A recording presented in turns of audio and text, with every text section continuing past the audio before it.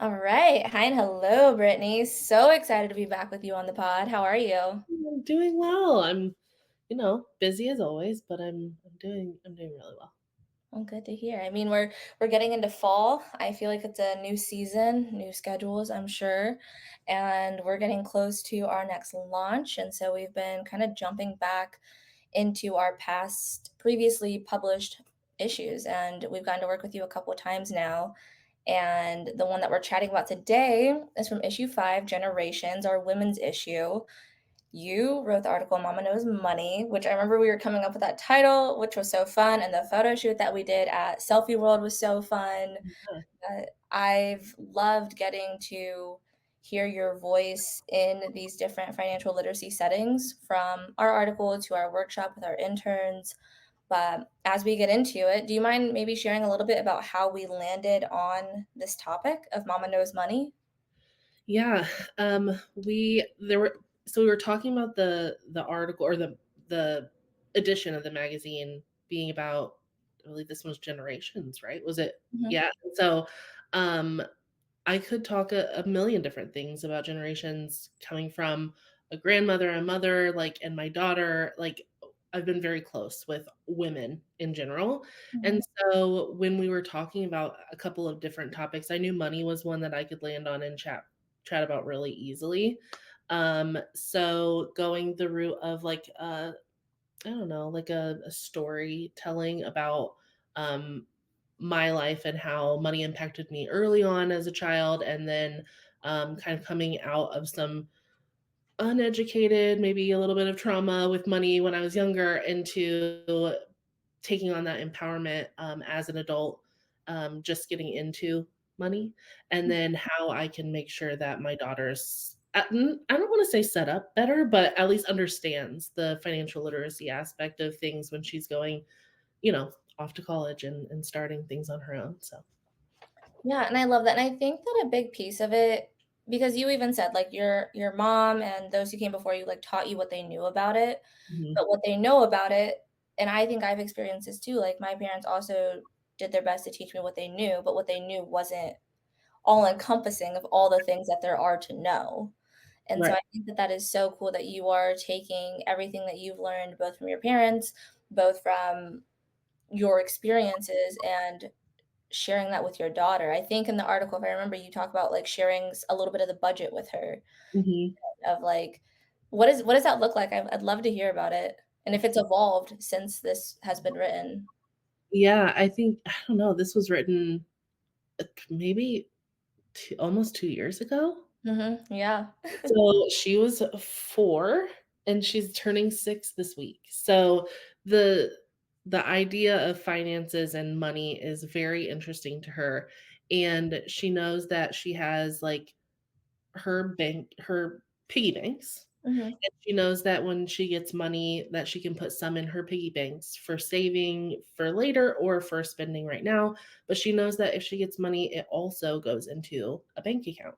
mhm, And so she's so funny because she'll often reference her bank account. And sometimes it's like in a funny way where it's like, "Oh, we don't really have money for you to do this thing right now or for you to buy this thing." She's like, "Well, I have money in my bank account." Like, "Oh, no, no, no, friend. Like, that's for a different time. That's for another day." But then other times she will be really sincere about it and was just telling her like, "Hey, we do not have the money for you to do this specific thing." Like, we'll say it's a vacation. We don't have the money right now to go on a vacation. We're saving money to make some improvements to our backyard. Like, we mhm, tell her about the priorities so that she knows what our goals are and that she can kind of be there along with us for the ride. Um, but when I told her that, she said, "Oh, mommy, we can use my bank account for a mhm. vacation." And it's so sweet because I'm like, I would believe me, I would love to use your bank account for a vacation. Like, I also wanna go on a vacation, but just getting her involved in every step of the process, just as the age she's at right now, just looks like talking to her about it and Mhm, making sure we're not, like, making her feel like she's a baby or an infant just because she is 6 years old. She does understand, like, the concept of paying for something. She just doesn't have, like, a huge understanding like an adult would. So, Yeah. I mean, I think I'm definitely still learning about this huge concept generally. So I love that you include her in it in a way that isn't stressful because I think a lot of times like growing up, especially I mean, generally speaking, money's always been this taboo topic. So like whether it's with you and your peers talking about how much you're making mhm. or people at the same company that you're at knowing who's making what or how much you are saving, how much you're spending. I feel like I mean, I'm pretty sure isn't money still, like, the number one cause of divorce? Because Yeah. people can't talk about it and or struggle to in different ways? Yeah. I mean, I grew up in a way that I heard money being talked about, and it was always polarizing. So, it Mhm, was either that my mom didn't have any money because she was doing I won't go into the whole backstory, but like a single mom type of situation, even though my dad was kind of around. Um, mhm, it was, always, "Where's the money?" But then my dad would come back into the picture sometimes, and he didn't have a consistent income, but sometimes he would do, like, a really big job. He did, like, construction work. He'd do a really big job, and he'd come home with tons of money, and so we'd be going to dinner, we'd be buying the things that we wanted to buy, my mom would be able to, like, really stock the groceries, all of those things would be happening, and so mhm, I knew money as a kid either as, like, a burden of like, "Oh, we have to have this," or, we were also on, like, food stamps and things like that. So, like, I knew money as a burden or I knew money as, like, a party. mhm, So, for me to grow up and kind of get out of that mindset was pretty hard. And so that's why I talked about it in the article some is, like, when I first tried to get into it, I failed. I took my mom's advice, which was, "Don't get a credit card." And I mhm, took that initially, um, because that's all she really shared with me is like, "Don't get a credit card. Don't get into credit card debt." But mhm, I think with everything being so digitalized in the last 15 years, it it's sometimes necessary and can help if you're doing it correctly. So, my mom, I think, knew she couldn't do it correctly, so just did not do it, and then passed that information on. But now, like, I know how to do it correctly after failing again miserably because I listened to my mom for a while, but then I didn't. mhm, Um, Now my husband and I can use credit to our advantage for many, many different things. And that's what I hope to share with my daughter. Not that you should never do it, that like, hey, I did this bad, like I did this poorly, and mhm, then I learned how, and this is what I had to do to correct it, spending $200 a month on groceries and never going anywhere for a couple of years. And then um, that transition to how now my husband and I both have median income type of jobs. Neither of us are making some crazy amount of money. We definitely mhm, make more than we did before, but now we're able to um, make sure that our top priority is not having any credit card debt and that we don't have like a car payment, even like things like that, where the reoccurring debt is something we try to eliminate as much as we can. But then we know that we have our budget open so that if something does come along, and we need to do that, we can do that because we keep all of our budget low otherwise. So, mhm.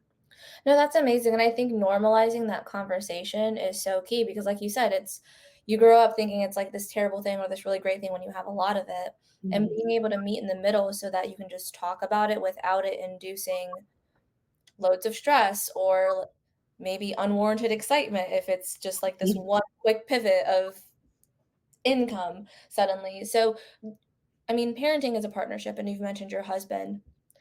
Did you both decide that you wanted to talk about that openly with your girl, or like is this going to be like all three of your kids like once they're getting into it? And like what was that conversation deciding what the vibe of money was going to be like with your kids? Yeah, I think that it starts back further than that because Brett and I had totally different versions of how money felt to us when we got together. So when we decided we were going to get married, we knew that we wanted to blend our finances. We didn't want to have like his money, her money, put money into a joint account. We wanted our money to be together. And then we do separate money out as like, I almost want to say like an allowance. Like we both get the same amount every month. That's just like no questions asked. You're spending this on a coffee shop, wherever you're going, like, you don't have to, like, worry about the other person judging you, and Yeah. if you wanna save that money for something else a couple months down the line,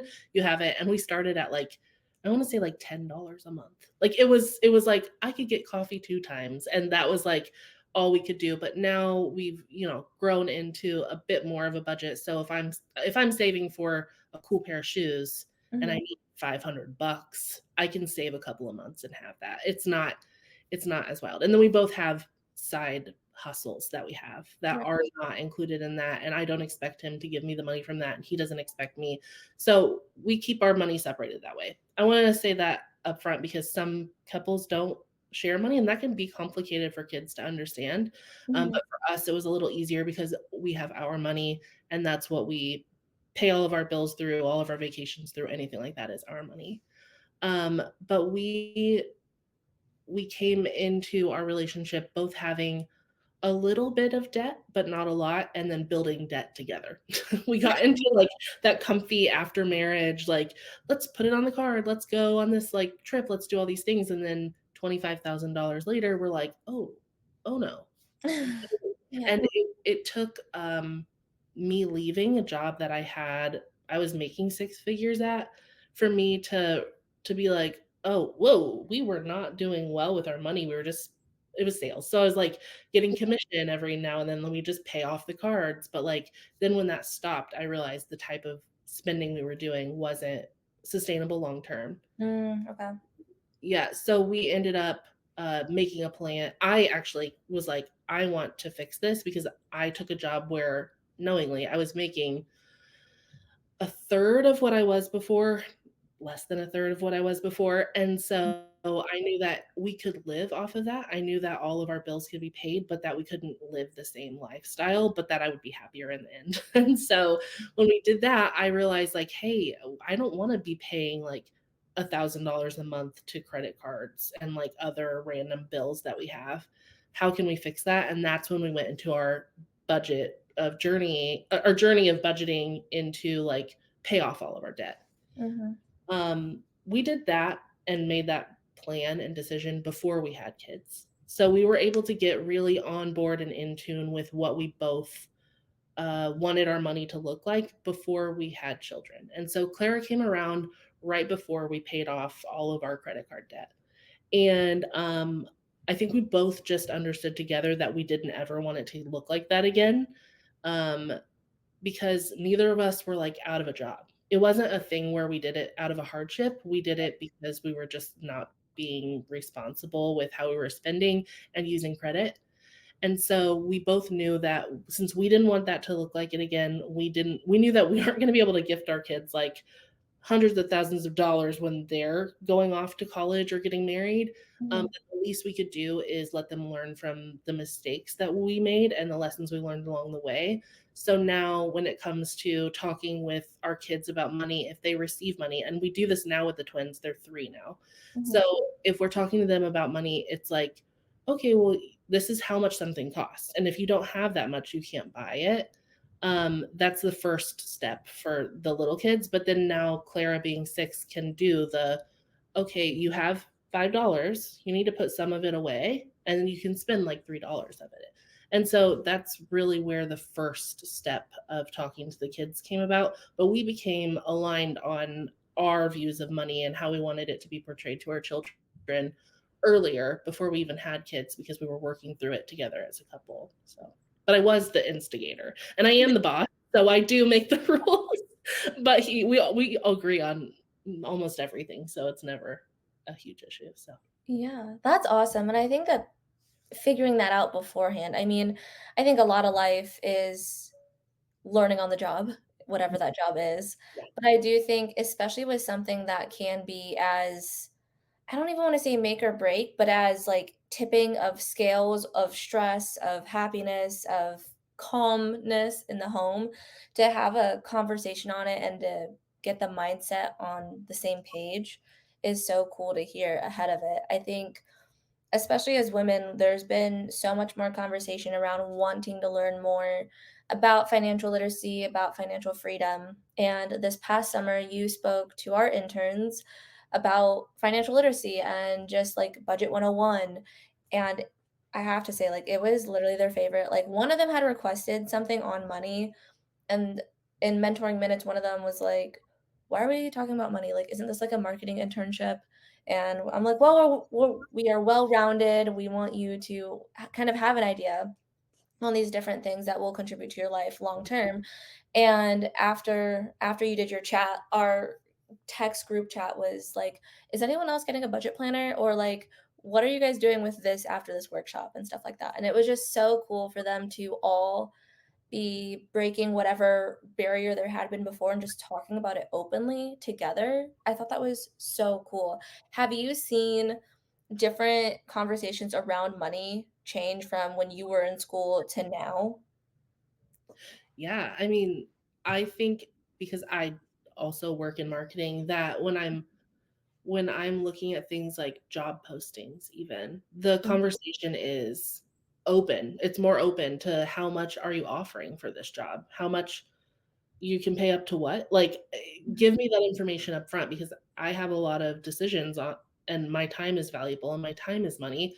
So if I'm going to go through this process, I don't want at the end for you to offer me half of what I'm worth for the year. You know what I mean? So I've seen that conversation happen a lot, but I think personally, I since I've been sharing my finance information online since 2017, so it's been a while, and I have had friends and family, um, come to me and say, "Hey, you've done this for yourself, please help." And so I've been able to have those really cool conversations with people who thought that they maybe had it together and then lost it along the way, and be able to say, like, basically what I said to the interns, like, get back to the, like, very basics of, like, how much money do you have? Where are you spending it?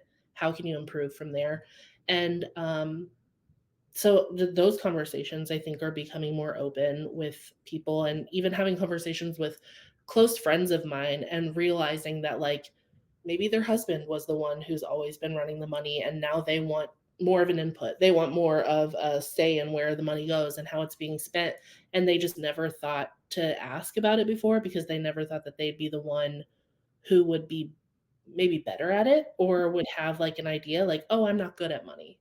Well, you have to be. Everyone has to be. You can't not be good at money unless you're making so much money you can pay someone to do it for you, and Yeah. even then, you kinda have to know what's going on in order to be able to tell other people to do it, so, I don't subscribe to the "I'm not good at money" thing because I kinda thought that too, but I think it's just that I was not prepared. I wasn't prepared to do it, and so now that I am, I love being able to make sure I can equip other people to just look because nothing I'm telling people is like proprietary or is any like news flash to anyone. It's just like, hey, write down everything you're making and write down everything you're spending and make sure that you can pay for one with the other. And that's the first step. Yeah. Yeah, I got my little budget journal earlier this year, and after my first month of, like, mapping out, like, how much I had planned to spend, I did everything in pencil, and then I wrote down how much I was planning to make, and I was like, "These numbers are not the same, and not even close, in, like, the wrong direction." And so, I mean, I feel like you said, it's getting to that baseline of knowing what's coming in, what is going out, and, like, how can you adjust? How can you pull in different ways? Well, do you have advice for somebody who might be thinking about starting this conversation, maybe with a partner or wanting to even know, is their salary competitive? Should they be asking for more? How do you have any advice for someone who's looking to just start learning more about money for themselves? Yeah. My suggestion is because I did this myself is my husband was historically better with money than I was. I came into the relationship with a more historied version of, money and how I managed it and why I was doing what I was doing. Probably just ADHD brain, honestly, is why the things that were happening that they were, I just ignored things. But since that was the situation going in, he was kind of the one who was just making sure all the bills got paid and everything was done because he was the one who was like, okay, like I he's always paid his bills on time, has never had like a late fee, like even if he had $10,000 in credit card debt, he still made sure he made those payments. Or I would be like, I'm just gonna close this letter and just ignore it for a year, and then I guess I'll deal with it later on. And that got me into trouble. That like ended up being like a reason why I had them automatically taking payments out of my paychecks at times because I Mhm. just ignored them. Anyway, when I decided that I wanted to take a step beyond what he was doing, which was making sure things were paid, but that we got to a point where we didn't have to worry about those things being paid. I just did the research myself. I logged into our bank accounts, I looked at all the money that we'd been spending, I tallied it all up, and I came to him with my plan. Hey, this is what we've been doing. And hey, like written all down, this is what we've been doing. And we've been like churning. But this is Mhm. what I want to do. I want to like not spend any money for like 2 years and I want to pay it off. And that I think we can do that because here's the budget that I think we can do. And I think coming to your partner or whoever else it may be to tell them like, "Hey, I like put thought into this." It's not Mhm. just that like I think you're doing a bad job, it's that I think we together could be doing better.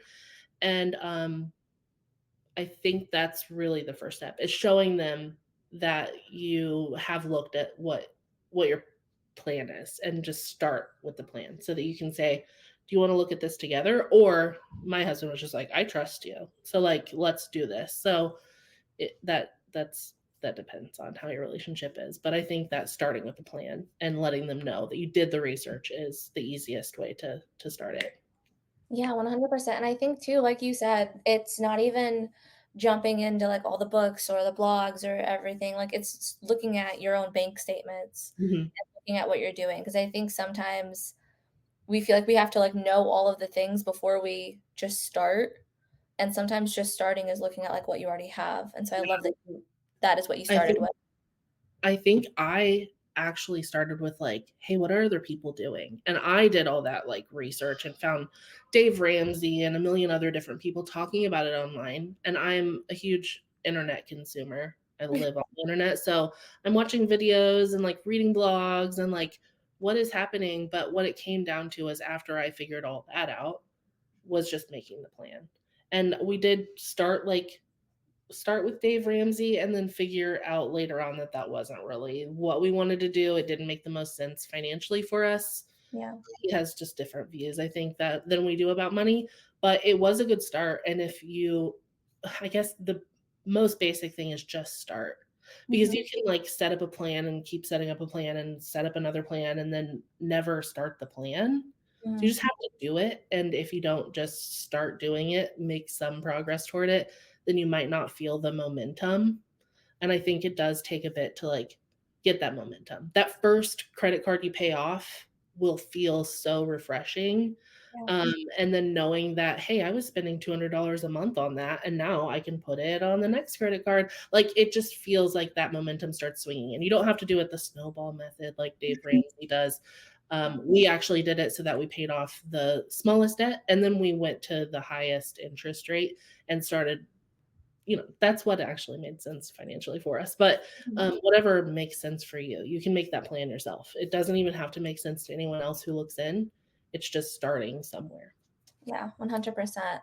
And you've mentioned we touched on Dave Ramsey, which I know mixed reviews depending on background and experiences, because I think as time has gone on and there's been more financial experts that have come into the picture, I think there's more acknowledgement of different starting places Mhm. and different knowledge bases.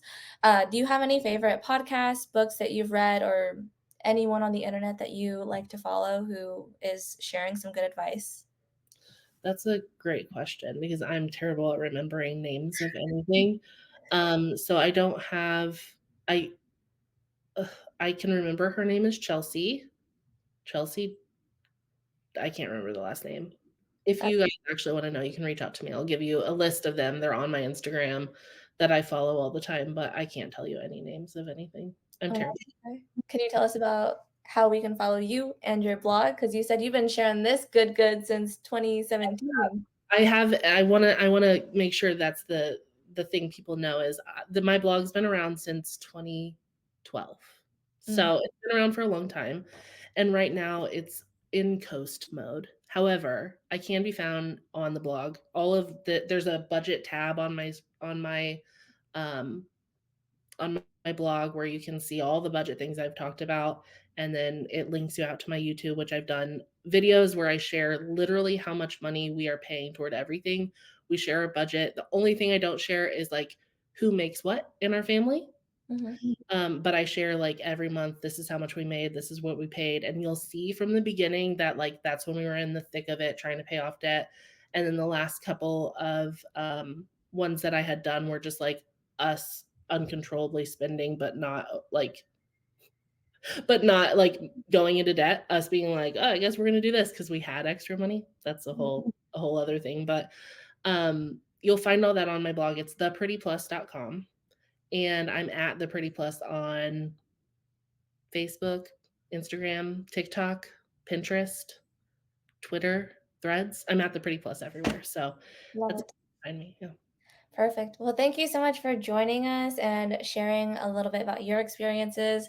If you haven't saved a seat yet, join us over on our Patreon where we will be digging deeper shortly. Thanks for listening.